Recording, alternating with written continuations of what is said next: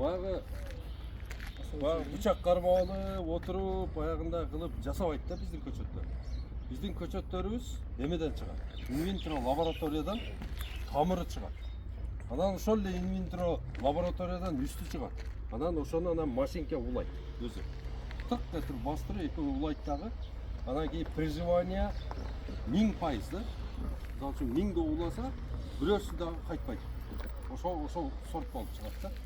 Ошол үчүн биздин ошол Туркиядан келген инвитро лабораториядан чыккан, Польшадан, Италиядан келип жатат азыр жакшы көчөттөр.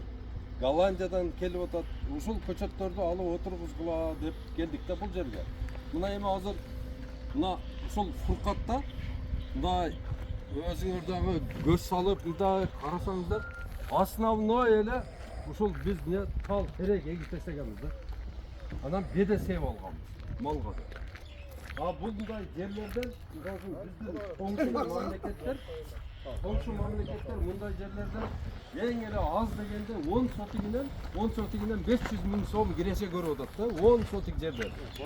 Ушул эле баягы сонун кылып туруп же гилес отургузган, же болбосо анжир отургузган, же анар, же жүзүм отургузгандагы ошол жерде алар баягы экономикалык жактан пайдалуу иш кылып атышат да. Анан жерди канчалык возделывать деп коет орустарда, канчалык жерди чукуп, казып, ошол жерге суу берип, ошол жерге жер семиткич берген сайын ошол жердин бонитети болот да. Бирден баштап туруп бонитет 100ге чейин болот. Ошол бонитети өсөт. Бул деген жердин жарамдуулугу, жердеги баягы бардык элементтердин бардыгы жанагы жерде эң биринчи болгон ошол НПК, азот, калий, фосфор бар деген жер ошол бонитети жогору болот. Канчалык ошол бакка жалбырак түшөт, ошол чирийт, чөбүн оруп коебуз, ошол чирийт, ошол органика болот дагы, анан кийин ошол элементке айланып туруп, ошол жер семиз болот.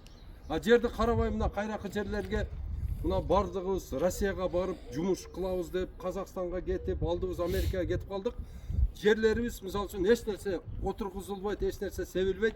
Жылдан жылга жамгыр жайт, жамгыр жааган сайын баягы жердин күчү сел менен кошо ылдыйлап агып туруп чоң каналдарга түшөт, бул башка жактарга агып кетип калып атат да. Спирулина деген бир эме бар.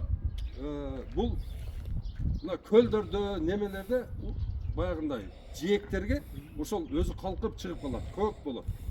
Мына ошо Токтогулда көп, мына көлүбүздө көп, мына Кампыраватта бар ошондой спирулина. Ошону алып келип кадимкидей мынабы баягы саланчак деп коет, туздуу жерлер бар го, ошону оңдосо болот ошону менен. А ушундай бизде элементтер ушуга окшогон бизге жакшы пайда бере турган нерселерибиз ошол жерге эчтеме отургузулбастан эме баягындай суу менен агып кетип атат да. Жерди канчалык көңүл бөлүп ошону иштеткен сайын ошол жер семирет. Мына азыр өзүңүздөр мына биз Борбор Азия багбандар биримдиги Бак Дөөлөт фирмасы мына 2018ден бери путурап өзүбүз менен өзүбүз болуп аракет кылып, элдерге түшүндүрүү иштерин жүргүзүп, мына мени эч ким каржылабайт.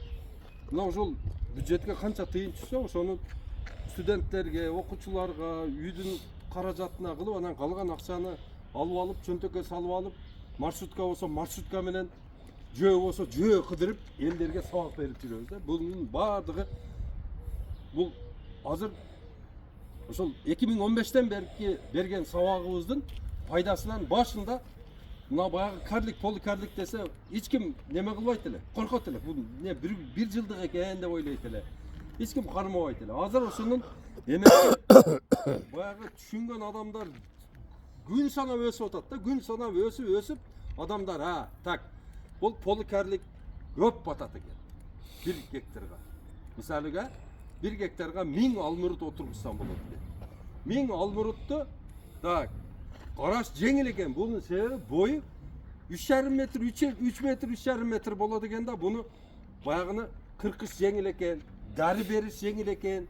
Жанагыны мисалы үчүн ийип баягындай формага келтириш жеңил экен деп, анан мөмөлөсө, мөмөсүн терип алышка жеңил экен. Анан кокустан баягындай сууктар болуп кете турган болсо, не кылат экен? Баягындай немеси туурасы 12 метрлик клёнка бар, ошону жайып туруп үстүнөн таштап туруп эле ар жерге мындай кыпчык кое турган эмелери бар, таштары бар.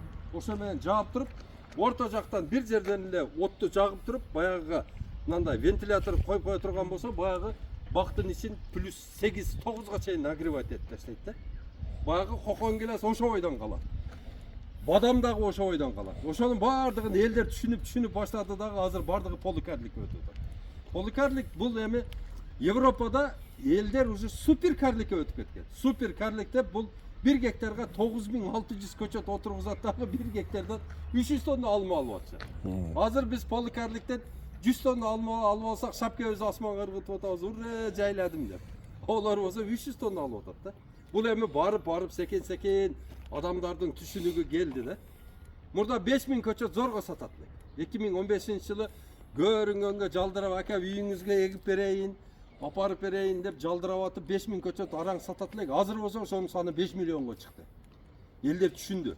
Бирок 5 миллион деген мындай карап көрсөң 5 миллион көчөт бул 500 же канча гектарга эле жетип калат экен да. 5 миллион деп мактангадың мен. А бизде ишке жарамдуу азыр 4 миллиондон ашык гектар жер бар да. Мына ошо 4 миллион гектар жердин бардыгын иштетип ала турган болсок, мына ойдогудай кылып туруп. Мына өтө чоң бир мындай экономикалык бир өсүш болот да. Мына азыр биздин мамлекет башчыларыбыз азыр арзан насыя алып келип атат. Арзан. Мына ошол үйү барбы? Үлүш жери барбы? Ошол адамга пайызы жок, миллион сом бериш керек. Миллион сом берип, анан бардыгын бир кооперативке, мисал үчүн силер азыр мынерде 16 гектарда bir 30'day adam oturasınlar da. Sizlerge 30 milyon aksanı bölüp veriş gerek memleket 5 yılga 5% gelip oturguzup bardığın karapere turgan bir brigadaga tapşırıp uşul jer түшүнгө киргенден кийин силер 5-жылы ошол 30 миллиондон кутуласыңар, ошол 16 гектар жерде кутулуп кийинки эмеге өткөрүп бересиңер ошол акчаны. Ошондой кылып биздин мамлекетибиз мына бул багбандарды, анан дыйкандарды мындай стимулировать этип туруп, мына бу азык оокаттын баасын түшүрүш керек да. Мына азыр көрүп атасыңар, бакты кылып койдук. Ошол жерде күн бар жерге эмне картишка, пияз, сабыз, жамбыл, кашниш, укроп, чеснок, помидордун түрү менен бар жокту отургузуп алсак болот. Себеби дегенде, ошо бактын ортосунда азыр капельный система мурда мисал үчүн пошаговый болуп туруп 30 сантиметрден болуп тамчыла турган болсо, азыр болсо ушунда фонтан кылып ортого ата турган дарыям чыккан да. Ошонун коюп кое турган болсо, бир немени бурасаң прямо тамырга чүрүп берет, бир немени бурасаң ортого чачып берет сууну. Ортого чачыштырып туруп эле жанагы жерде 1 гектар жерде багың болсо, ошол жерде 1 гектар жерде 50 сетлигинде помидор кыла турган болсо, ошол жерден 50 тонна помидор сат. Онда сатсаң деле 500 миң сом акча болот атпайбы? Bunun bardығы бұл мына биздин келечектин айыл чарбасы болуш керек да. Биз жөн эле бедени эгип коюп, анан кийин малды алып келдик, кичине семиргени саттык, арыкын баягы жазга чейин эттеп алып чыгып, анан кийин ону жайлоого берип, анан ол кайтып келип, ону кайра семиртирип, ошентип алмаштырып жүрөбүз. Эгерде эсептей турган болсок, ошол кунажындын, ошол торпоктун, ошол жылкынын баасы саткан баабыздан 5 эсе кымбат да. Себеби дегенде уход, оны кара, неме кыл. Мисалы үчүн Европага барсаң, сен ушул жасаган ишиңе бирөөнүн малын караганыңа 5000 евро төлөп берип атат. Ошондой кылып уход кылганың үчүн. Бирөөнүн бир фермага барып, жөн эле малын баксаң, 5000 евро төлөп берип атат. Айына сен 60000 евро кетирип, сен өзүңүн 12 малын карап атасың да. Бул рентабелдүү эмес бул. Мына азыркы жасап аткан бактарыбыздын ичине мына дүнүйө жүзү пайдаланып аткан азыр ошо бурчактуу чөптөр бар. Малга жем, тоют болот. Тоокко да берсең болот, ону койрон да жей берет, ону жылкы да жей берет. Ушунчалык тоюмдуу чөптөрдүн немелери чыккан. Мына ошол чөптөрдөн алып келип, мына 16 гектарды жерди азыр максат кылып атабыз, ушул жерди бак кылабыз деп. Ошонун ичинде окшош кылышыңар керек да, эртеге сатканда да жеңил болот да.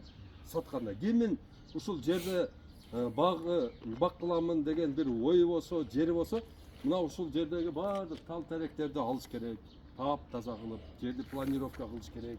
Баштан кое берген магистралдагы суу тоору келип туруп, ояктагы тамчы, оякта башында 25 тамчы түшсө минутасына, акырында дагы 25 түшүш керек да. ошондой кылып планировка кылып, бардыгын сонун кылып жасап беребиз биз. Мына бизге эми азыр бул жерге келгенибиздин эң негизги максатыбыз ушул жердеги 16 гектар жерди биргелешип силерге иштеткенди биз мына ушул жааматка үйрөтүп бергени келдик да. Бизден эми колдон келишинче ушул туура жолду көрсөтүп силерге. Мына ушул силерди биринчи баягы ласточка деп коет, первая ласточка деп туруп, мына ушул силердин өрнөгүңөр эртеге Кудай кааласа 2-3 жылы биз ушул жерге телевидение менен келип, видеолорду снимать этип, анан бул жерге фура келип, силердин кокон гилесиңерди жүктөп кетип, силер акча санап атканыңардан бери тартып, элдерге өрнөк кылып жөнөтөбүз. Бул жагы болсо, Ысык көлдүн Ак суусуна чейин болот. Бул жагы болсо Таластын Манас районуна чейин болот. Бuyagы болсо Аркага чейин кетет. Бул жагы болсо Чоңолайга чейин барат. Бардык элдер силерден өрнөк алыш керек да.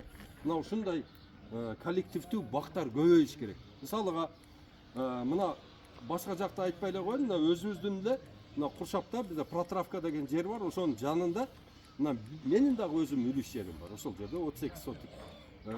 Жаныбызда дагы бир тууганыбыздыкы бар, дагы тууганыбыздыкы бар. Общий баягы жерде бир 20 гектардай жер бар да. Мына ошол жерди дагы биз мына ушундай кылып планировка кылып атабыз.